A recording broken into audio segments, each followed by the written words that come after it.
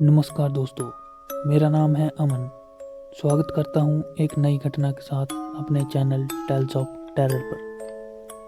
यह घटना कौसलीपुरी गांव की बंजर जमीन पर बनी एक हवेली की है, जिसका नाम है शापित हवेली। वैसे तो हर गांव में एक कहानी होती है, लेकिन कुछ कहानियाँ कभी ख़त्म नहीं होती।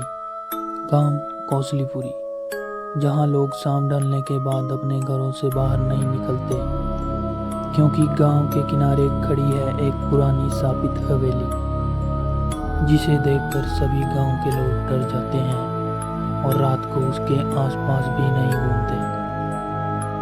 इस गांव में इस हवेली का डर इतना है कि यहाँ के लोग रात को अपने घरों से बाहर नहीं निकलते। 25 साल पहले वहाँ हुई एक लड़की की मौत आज भी एक रहस्य है। बहुत समय के बाद उस गांव में एक लड़का आता है, जिसका नाम राहुल है। राहुल एक 24 साल का यूट्यूब हॉरर वीडियो क्रिएटर था। वह अपने दोस्तों नेहा, अमन और सोम के साथ मिलकर ऐसी जगहों पर जाकर उसकी सच्चाई दिखाता है।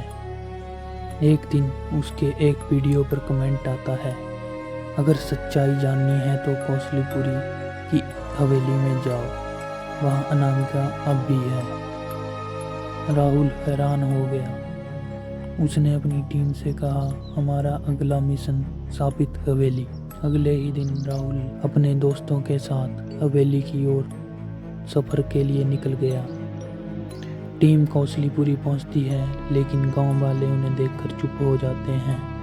तभी एक बूढ़ा आदमी कहता है, बच्चों, ये जगह अभी उस आत्मा की कैद में है। जो एक बार वहाँ गया, उसका वजूद वहीं छूट गया। तभी राहुल जवाब देता है, हम सिर्फ रिकॉर्ड करेंगे और सच्चाई सामने लाएंगे। वो चारों हवेली की तरफ निकलते हैं। रास्ते भर जंगल, वीरानी और कुत्तों के रोने की आवाज़ें। आखिरकार लंबे समय तक चलते चलते वह हवेली के पास पहुंच जाते हैं। हवेली को देखकर उनके होश उड़ जाते हैं। हवेली टूटी फूटी, दीवारों पर बेलें और खिड़कियों में काली परछाइयाँ। जैसे वे हवेली का दरवाज़ा खोलते हैं, अंदर से एक ठंडी हवा का झोंका आता है। तभी नेहा बोलती है, इस जगह पर तो मैं सांस भी नहीं ले पा रही। जैसे ही वह हॉल में जाते हैं तो वह देखते हैं हॉल में पुरानी पेंटिंग लटकी हुई है, लेकिन सबकी आंखों पर सिर्फ कालिक है। तभी अमन ने नोटिस किया, फर्श पर किसी ने खून से लिखा है, मैं वापस आ गई हूँ। राहुल ने कैमरा चालू किया और सब कुछ अपने कैमरे में कैद कर लिया। आगे बढ़ते बढ़ते सोहम को हवेली के एक कमरे में एक पुरानी लकड़ी की अलमारी मिलती है। उसमें एक डायरी थी, धूल से ढकी लेकिन एकदम साबुत। उस पर लिखा था अनामिका सिंह 1999। तभी राहुल ने डायरी का पन्ना खोला और पढ़ना शुरू किया। उन पन्नों में लिखा था, आज मेरा 18वां जन्मदिन है, लेकिन इस हवेली में सब अजीब हो रहा है। मेरी माँ कहती है मैं किसी आत्मा के साए में हूँ। मुझे हर रात एक लड़की दिखती है, बिल्कुल मेरी तरह। वो कहती है मैं ही तू हूँ, तू नहीं बचेगी। अगर ये डायरी कोई पढ़ रहा है तो प्लीज़ मुझे बाहर निकालो, मैं अंदर ही फंसी हूँ। उस डायरी को पढ़ के टीम में घबराहट सी हो गई थी।